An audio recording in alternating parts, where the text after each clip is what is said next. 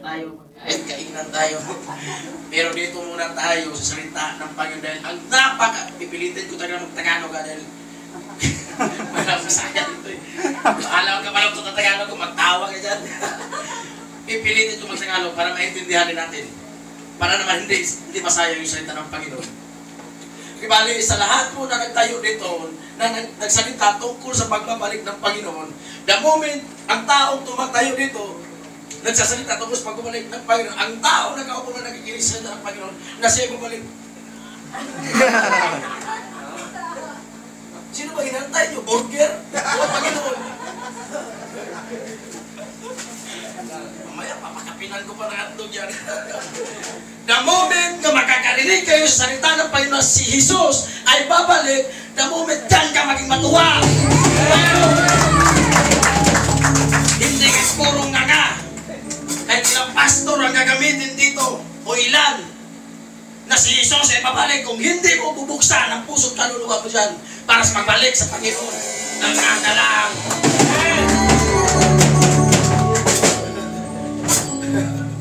Kung gusto nyo umakbang sa buhay nyo na may pagbabago, tanggapin yung buong buo ng puso ng Panginoon because the coming of God is so very strong.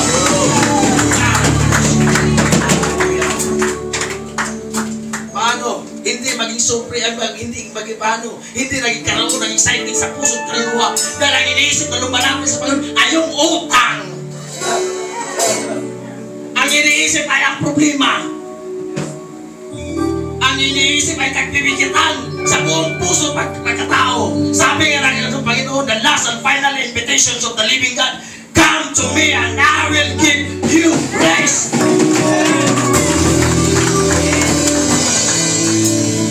Baka sabihin nyo, galit ka, Pastor. Hindi. Paos ako.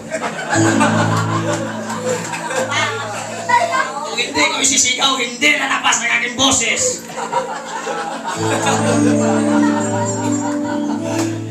Yan. Tatawa kayo sa salita ng Panginoon. The moment na makikita ang Panginoon, yun ang mga anak ko tumatawa sa aking pagpapali, ay bibigyan ka ng biyaya ng Panginoon. Nakinuktan si Satanas when the something is not by the hands of God. Yes, God. Brad, bakit ka ganyan magsalita? Sabi, paus ako. Paus pa lang yan ha. Kaya watch out. Pagkatay nang hindi paus. From first floor to 9th floor, makakarinig sila sa salita ng Panginoon. Yes!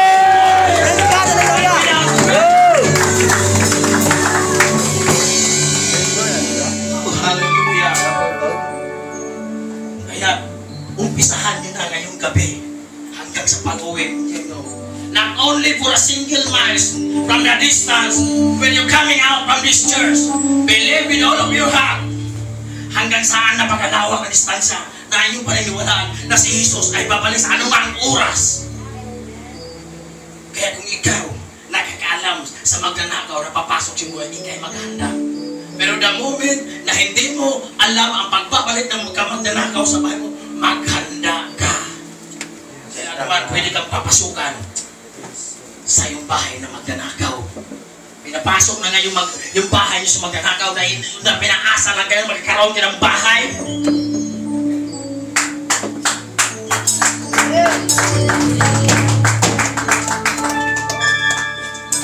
But remember this church, may mag-asawa dito sa Bible na nagbibinta ng lupa at tinatago yung kita. Pero anong ginawa ng Panginoon? Pinatay. In other words, napakasimpleng bagay, napakaliit na bagay na nakawin mo sa Panginoon. Excuse me, church, no one can hide from the presence of God at walang magkakatago sa presensya ng Panginoon. Lahat ay nakikita ng buhay ng Diyos.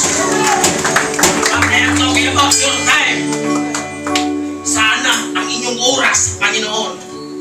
Remember this church, every single verse that coming out from it. Sabi ko, nagpilitin siya talagang mag-English. Sino bang Bisaya ito? Marunong Tagalog yan? Tayong akin. Translate niya kayo sa akin. Remember this church, kahit anumang bigkas sa bunga mo na lumalabas sa buong pagkatao mo. Yan ay naririnig ng Panginoon.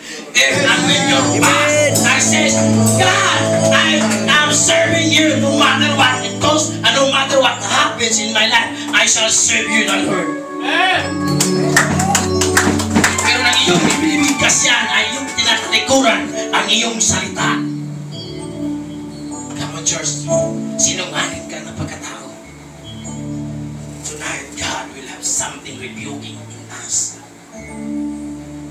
Sa ngayong gabi, ay may magkakaroon ng breakthrough tungkol sa iyong relasyon sa Panginoon. Magkakaroon ng breakthrough para ikay maging handa sa pagbabalik ng Panginoon dahil ayaw ng Panginoon na maiiwan ka sa kanyang pagbabalik.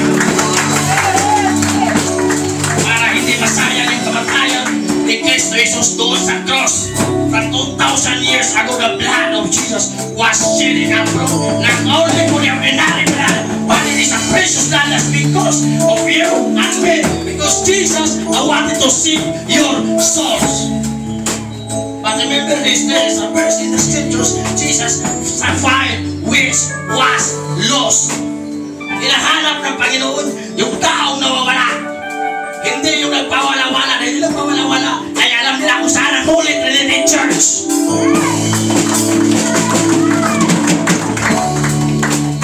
Ngayong gabi, nahuhuli ka ng Panginoon. At ako po isang na-bless po ako sa buhay ko. Dahil hindi pala ako nag-iisang nakakulong na may pagkaranas ng pagkakulong. Twice! From 2004 down 2012. Kapatid, Kakusa, Planeta.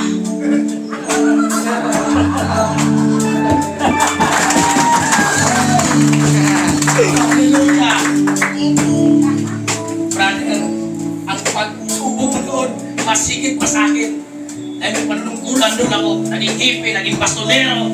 Hindi ko lang tinanggap ang paging mayor, mas pinili ko pa pastor.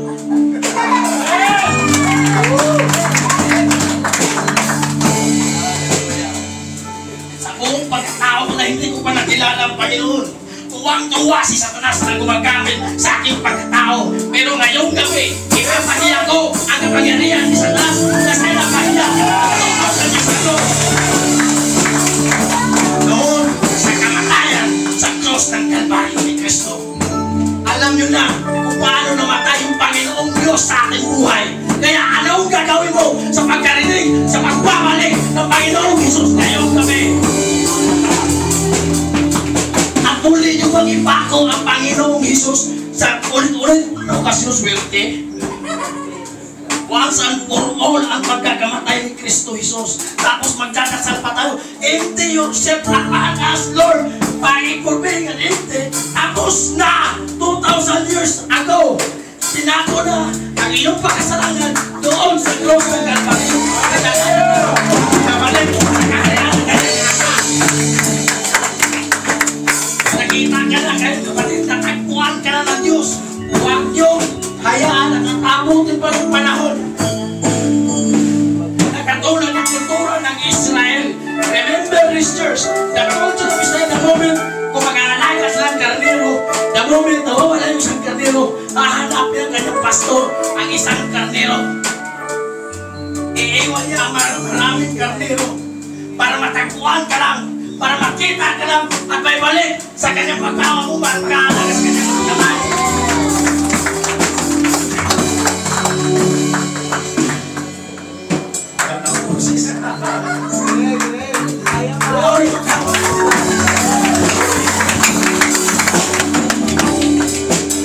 Pero sa paghahanap ng pastor ng kanyang karnero na nag-iibang daan, may tradisyon ang Israel kapag nakita yung karnero na lumilis ng ibang daan, kukunin niya ulit.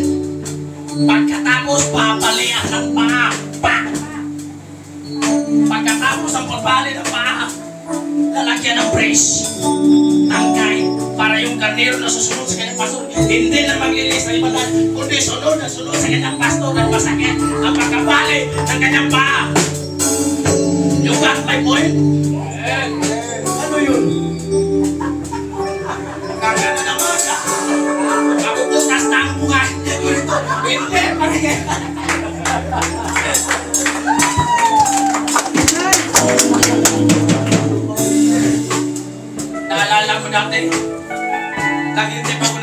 Panginoon. Napapaos ng aking boses dahil nung tumutugtog ako sa banda ng mga demonics. Napapaos ng aking bunganga noon dahil ako'y lasing.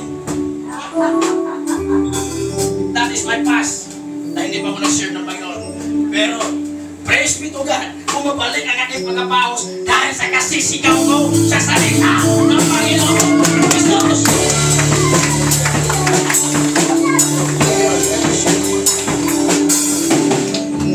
Baka binibigyan naman ito para madaling matapos, hindi pa!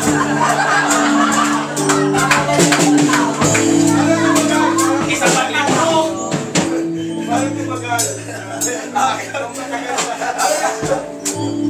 Bahayos ka rin, no?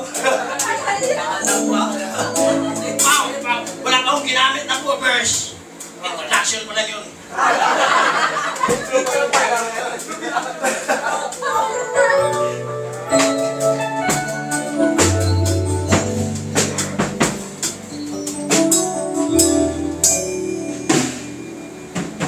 Pastor, bilisan mo na. Harin ang kakamoy ng adobo. Mamaya, gigisingin ko yung tulog. Pwede na kong balik ko sa likod.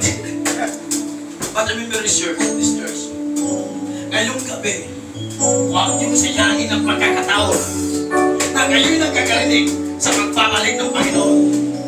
At gaya pa ng isampol sa karnero na pinapali yung papresuso ang tanong, kailangan ka ba magbalian ang mga para kayo sumunod sa Panginoon? Kailangan ba o hindi? O bakit kayong hanga? The moment na makarinig kayo sa salita, napabalik ang Diyos, sabihin nyo, Amen! Amen! Hindi yung purong nga. Pag nagsasalita ng versikulo ng Biblia, pero pasyo, best pasyo. Hoy! Siya no? Bakit kayo ganyan? Dahil hindi kayo ganito. Just open with me. Umpisahan mo na ito, siguro matapos na. Pero pa.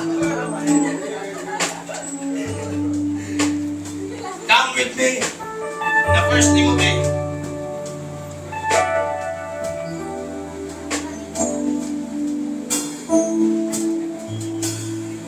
Napagandali lang to. Isang kapitulo at isang daang versikulo. Kung nagmamadali kayo, mas lalo ako nagmamadali. Paos na ako. Kaya isang daan muna ng versikulo pag-una yung usapan natin. Andrew, handa ka na ba? Sa yung pinakaunang versikulo hanggang magtatapos ay hanggang sa isang daang versikulo. 1 Timothy chapter 4. 1 Timothy chapter 4. Elementary tayo, unang Timoteo, kapitulo 4, versikulo 1. Nga! Ayaw din!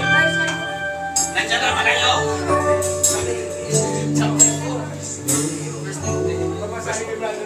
Andrew! Ayaw amen. Basa!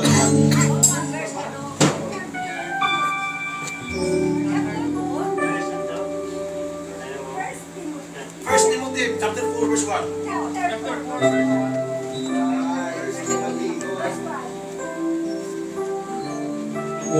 Tayo, because will be apostles to me. Maliwanag ang sinasabi ng Espiritu na sa mga huling araw ay tatalikuran ng ilan ang pananampalataya. Susunod sila sa mga mapaninlang na Espiritu at sa mga katuruan ng mga demonyo. Nasunod nyo ba? Yes. Ano yun? Unang libro, Timoteo, versikulo. The Spirit clearly says that in later times, some will abandon the faith and follow deceiving spirits and things taught by demons. Remember this, church.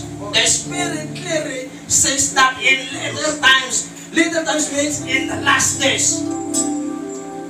Remember this, the scriptures are so very clear that before the coming of Christ I must first the deception. May pagkakaroon ng deceits. Ano ang Tagalog deceits? Deceptions? Paglilinlang. May paglilinlang. Ano, I don't know how to speak that, your language. Deceptions. In the last days, must have a deceptions. Ang tamang pananampalatayang paniniwala ay papalitan ng kasinungalingan sa mga last days. Dahil ano? Dahil hindi tumutubo ang salita ng Panginoon sa iyong pagkatao. Dahil alam mo kung bakit? Iba ang iyong pakay sa pagpunta ng church. Supposed to be, when you come to the church, you listen the Word of God and you must receive the Word of God at yung ginagawa natin. Hanggang ganyan ka lang ba? Hindi ka pagkagawa ng para na tumingi sa Diyos. Na Lord, kung si King ay binibigyan mo ng kalaman, na kung gaano kasama yan noon, ay ang aking kasamaan ay hindi nakakalahati sa bigyan mo rin ako ng kalaman, Panginoon, so that hindi ako malilisin ng kaaway sa indalasnes. Sa iyong pagbabalik ay hindi ako maliligtas ni Satanas dahil sa iyong kapangyarihan at dahil sa iyong kalaman, Panginoon. Nagdi-desire ba kayo yan? Nangihingi ba kayo sa Panginoon ng ganyan? Baka heavy na anhir na yung nalalaman. Baka nalalaman yun. Pagmamahal ng Panginoon, kaputihan ng Panginoon, kabaitan ng Panginoon. How about the coming of God? Baka sabi, prepared ka ko, prepared. Sigurado ka. Kaya ngayong gabi, liliunawin natin sa ating isipan na I am prepared for the coming of Christ. So that kung ikay handa sa pagbabalik ng Panginoon, makakaroon ka ng galak sa puso mo. Dahil nakahari ang Panginoon Isos sa puso natin. Remember this church. There is a verse in the scriptures. They honor me by their lips, but their hearts are far away. Pinupuri lang ako sa inyong mga bunganga, pero yung puso ay napakalayo sa akin. Come on, church. The gates of heaven are narrow gate. We are talking about a narrow gate. It is something. Ano ba sa kami naman narrow gate, Pastor? Narrow gate. Ang pintuan sa kaharian ng langit ng Diyos ay makitid. Kung makitid, plastic, pag may time. Pag hindi tayo magkasya doon. Makitid, gaganon ka, Brad. Pag sinasabi makitid, I am talking about the kidding. Parang biro. Pero kung sa intindihin mo ng pakalalim, intindihin mo, kapatid. Kung gusto kang kumasya sa makitid na pintuan sa kaharian ng Diyos, tanggalin mo na yung pride. Amen. Dahil ang lumalaki yung pride mo. Last Friday naalala ko, last Friday, nagdalasal na dito. Ang lakas na anointing, pinagdalasalan, pinag-ipipriban, umiiwas pa. Anong klase yan eh? Pag binibigyan ng backlash, sumasalubong pa. Ano? Bakit? Iba ang pakay sa church. I would like to challenge you this night. Kahit anong mangyari, o kahit saan ka magpunta sa church, lalagyan mong motibo ang puso mo na may makukuha ka sa salita ng Panginoon. Hindi yung sa pulsa ng pastor.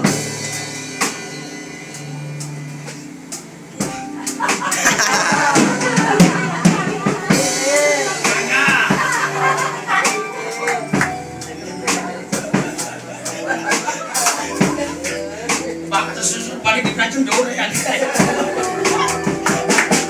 Masaya ba kayo sa salita ng Panginoon? Ngayong gabi, ipinapaalala ko, sinong handa sa pagtanggap ng Panginoon? Hindi lang ko sila. Yung handa tumanggap ng Panginoon sa ibig ay siya rin handa sa pagbabalik ng Panginoon. Kasi ay maliligtas, just enough. Sino bang handa tumanggap sa Panginoon? Just enough, just enough.